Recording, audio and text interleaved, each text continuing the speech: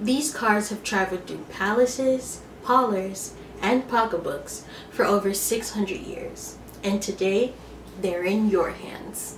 But how do you really read tarot cards? In this video, I'll take you through its fascinating history, how to bond with your deck, and how to use them. My name is Tiara, and you're watching Wherever the Wind Blows. So let's start with where tarot cards came from. The answer might surprise you. The earliest set of tarot cards that we know of existed in northern Italy around the mid-1400s. They were called what is translated in English to cards of triumph.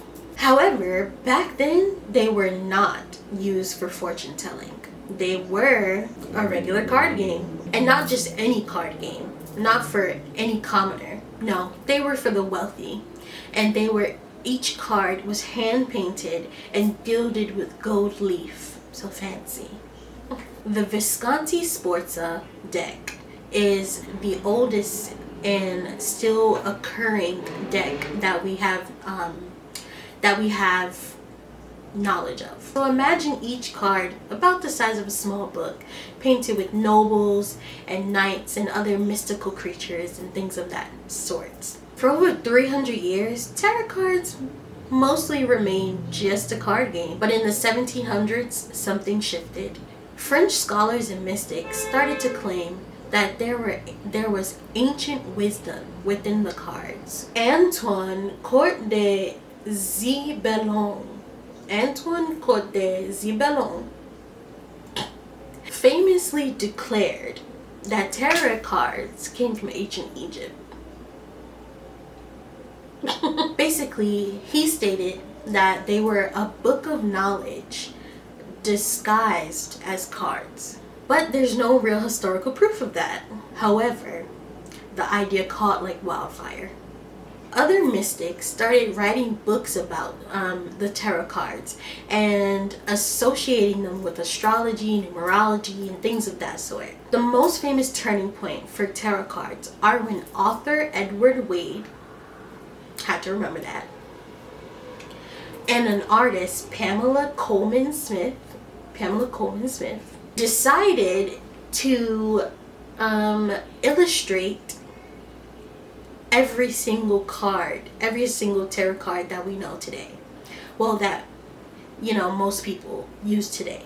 The pictures acted out what each card meant, It made it easier for people to memorize the meanings of the card and use their intuition. During the New Age movement in the 1970s, tarot cards started booming once again, and today it's everywhere. Now you can find all different types of tarot decks, all different shapes, colors, pictures, whatever. So here are some examples of different cards. You can get more cards that are beginner friendly with the keywords at the bottom like I have, or you can get the cards that don't really have pictures, or you can get cards that has the pictures but no keywords. There's just a bunch of different varieties of the cards. These are just two examples. So when you use tarot cards, just know that you are shuffling over 600 years of history in your hands. What surprised you the most about the history of tarot cards? Did you know they were a card game? Comment down below. So now that you know where tarot cards came from, let's talk about how to choose your deck and connect with your deck. So there's no such thing as the perfect deck. You pick what calls to you. If you like the deck, that deck is meant for you. That means that deck is meant for you. And I just want to bust a myth right now. You do not have to be gifted your first set of tarot cards. So when you're trying to pick out your cards, just pick what calls to you. After you pick the cards that call to you, we cleanse the deck. And cleansing the deck is just a ceremonial ritual that we do to put our energy into the deck. I'm gonna go over 5 ways you can cleanse your tarot deck. First is shuffling with intention. You're going to hold the cards in your hand and just put your energy in each card. Just shuffle them, you know, whatever style you choose. You to shuffle them. The old-fashioned way, you know, like, sorry, hold on. Like this, and then you just shuffle them. Or just hold each card in your hand and just, you know, just shuffle them. You know, like this. Or my personal way of shuffling cards is like this. And that way your energy is being put into each card, you know? So just shuffle your cards with the intention of putting your energy into the cards. So that's one way you could do it. The next thing you could do is cleanse them in the moonlight. The moon is associated with intuition and reflection and things of that nature. So you can charge your cards or cleanse your cards in the moonlight. Just fan them out like this, so most of them are showing, and place it in a windowsill or any area, open area that's exposed to the moon, and the lights from the moon will cleanse the cards. Another way people tend to cleanse cards is by knocking on them 3 times. I do this when I'm reading multiple people in one sitting. Between each reading, I knock the cards I do it 2 times. I knock the cards twice and clear the energy from the previous reading.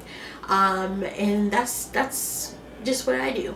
So you could also just knock on the cards, cleanse it of all the energy, that knocking off the energy that was previously in the cards.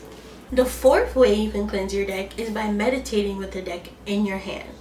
So just maybe split it into 2, hold it in your hand, and meditate whatever way you are going to meditate. Imagine maybe a white light washing over the cards, cleansing the energy, things of that nature. The last way I have for cleansing your deck is cleansing it with smoke. You could light an incense, maybe frankincense or myrrh, or maybe, I don't know, any incense, any incense, and maybe some sage or Palo Santo, depending on whatever you think is best. Just cleanse it, wash each card in the smoke, let the smoke cleanse the energy of the cards. Maybe do each card one by one and wave it in the smoke, 2 by 2 or whatever feels right to you. So yeah, what's your favorite way to cleanse your deck? And if you're brand new, comment down below which method feels most like you. So with tarot cards, what you do is you ask the tarot cards a question. You ask the tarot cards a question, and then the cards help guide you in whatever you need guidance in based on the question you ask. You have to shuffle the cards until one either falls out, pops out of the shuffle, or flips over in the shuffle, and that's how you know that card was meant for you. So that's how tarot cards work. You just shuffle, and if it pops out, falls out, flips over, it's meant for you. That message behind that card is meant for you. So step 1 in how to use your tarot cards is asking the right question. You can ask yes or no questions, or you can ask an open-ended question. Yes and no questions are quick and direct. Open-ended questions invite guidance and insight into, whatever you're asking about. So for example, you could ask, will I get the job?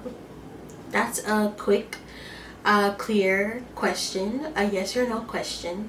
Or you could ask, what energy should I focus on to better improve my chances of getting the job? So step 2 is reading the card. When you flip over the card, don't go immediately to the guidebook. Try and use your intuition. Like I said, Pamela Smith took her sweet time illustrating each and every card. So you can look at the picture, use your intuition, and try and guess the meaning of the card, and also how the meaning of the card plays out in your own mind, if that makes any sense. So look at the card, look at the colors, look at what it's depicting, look at, every little detail, and then try and guess what the card is saying to you based on that alone. So once you guess the overall mood of the picture of the card, then do you go and only then do you go to your guidebook. And of course, if you're an expert, then you don't need your guidebook. Okay, so I'm gonna demonstrate how to do 2 different card pulls. So one is a 1-card card pull. So you ask a question. For example, let's do, what energy should I carry with me today? So we're going to clear the energy. Oh, and it popped right out. So I'm looking at the card, examining the card. In this card, see a person around a bunch of sticks, and he's leaning on one stick. He looks very tired, his eyes are closed, and he looks like he's on his last stick, on his last stand. Very weary, very, very tired. Yeah.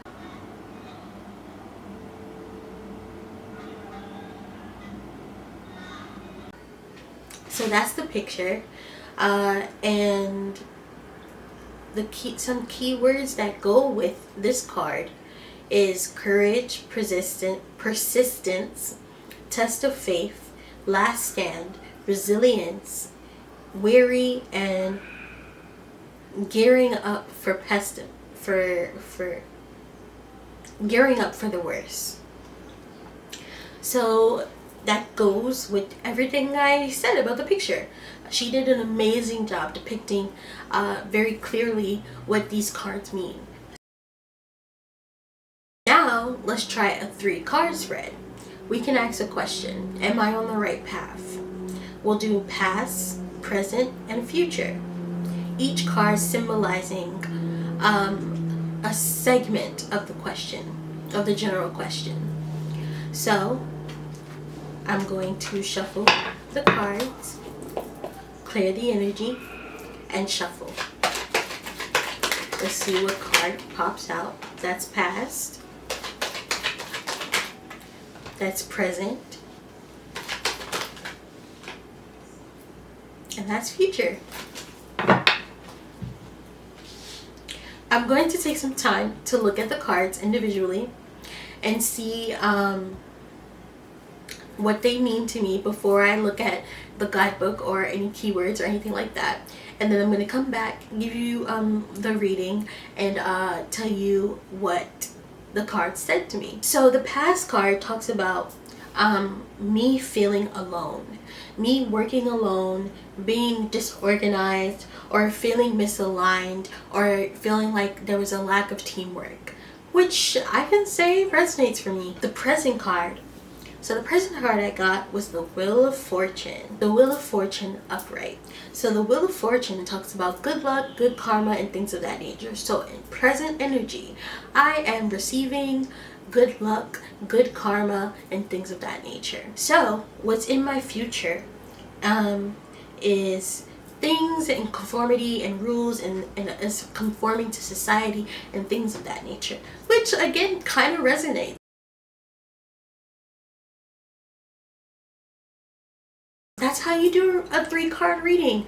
Now there are different types of spreads. Each spread talks about different things. You could do a spread for the new month. You could do a spread for anything really, depending on which spread you are using or which spread you are going to do.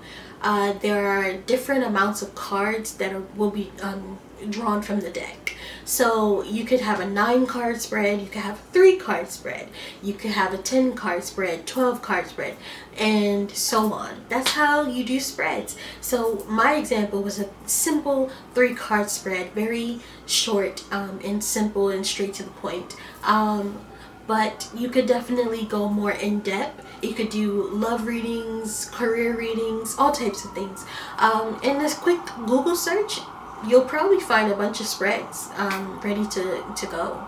Or you can make up your own. Another tip that I want to mention, or forgot to mention earlier, is that the cards have different meanings depending on how they fall out. Upright, it's how the card was intended to be interpreted. Reversed is the opposite of how it was intended to be interpreted. And if it falls out on its side, the energy is indecisive. It's in between both of those energies. So it's best to maybe tell them that the current energy is, tell your client or whoever you're reading for, that the energy is indecisive right now, or pull another card. So a quick little exercise that you can do to practice reading cards is an intuition test. You can do an intuition test with yourself all the time. Just pull random cards, don't flip it over, try and guess something about it, and then yeah, that you get practice for your own intuition and you get practice interpreting the cards. And then once you do that, you can look at the guidebook and see if you're correct. So yeah, that's a little exercise or tip that you can do to get comfortable with your cards. So now I'm going to get in detail on how you can deepen your practice with your tarot cards. So the first tip is keep a journal. Every time you pull cards or do a reading for yourself or others, mainly for yourself, you keep a little journal just for talking about what each card said to you, what you thought before you picked up the guidebook, what the guidebook says, everything, and just record details about the reading that you performed for yourself or someone else. And just keep track of it, and then look through it and see how you've advanced or grown or things of that nature, how things moved along for you energetically. Yeah, so just keep a journal for yourself, a tarot journal, and that could really help you. So the next thing you could do is create a reading ritual. So before you do a reading, set up a little ritual or routine that you do before you do your readings. You could do some deep breaths, light a candle, shuffle slowly, whatever makes you feel like puts you into the mood to do readings. You can use tarot cards when you don't have a question. You can use it to give you the general energy. So you can ask your deck, what's the general message? And when you pull the cards, whatever you get is a general message for you. You can also pull a card before meditation, before journaling, before bed. The list goes on, and you can find what the current energy or the energy that you may need to look into, or the general energy for each of those things. Practice. The more you do it, the more you get comfortable with doing so. And yeah, so read your mom, read your dad, read your brother, read your sister, read your cousin, read your you get the point. Just read everyone. Something that I personally did for practice is I went on TikTok. I let everybody know I'm a beginner tarot reader. I still consider myself a beginner tarot reader. But I let everyone know I'm a beginner tarot reader, and I want practice. I want to practice. Everything is free. I will answer your questions. I will do readings, and that's what I did to get more comfortable with doing readings. Okay, now that you've learned everything that you've learned about tarot cards, I want to share my own personal beliefs on tarot cards. Tarot cards are not magic. They started off as a card game. However, I do think they could be used as a tool. If the universe wants to send you a message, you will receive that message in a song, a dream, a card, and tarot cards just open up that space for you to receive messages from the universe, God, whoever you believe in. or whatever you believe in. So divination, or tools to get messages from the divine, aren't magic. They aren't about forcing answers. It's about creating opportunity for these answers to come to light. So I personally believe tarot cards are an invitation. If the universe has something to say, the tarot cards become the language that the universe whispers through, or God whispers through. And that's if the universe wants to give you a message. So I don't think every single time you pull a card that the message is 100% meant for you. It may not resonate with you at that moment.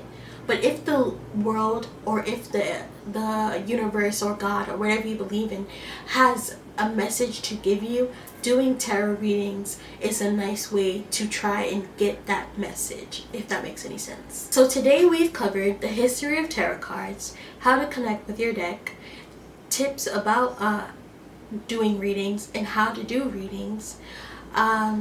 Yeah, so I propose a challenge to you. Every morning, pull up one card, do a 1-card pull, and try and see what the current energy is for the day. So over the next 7 days, that is the challenge. I hope you enjoyed watching this video. Hopefully you learned something new or have a new perspective on tarot cards, even though that's not my agenda to change your perspective. I can't do that. But I hope you enjoyed it and learned something new, and it was a pleasure, and I thank you so much for your support. Comment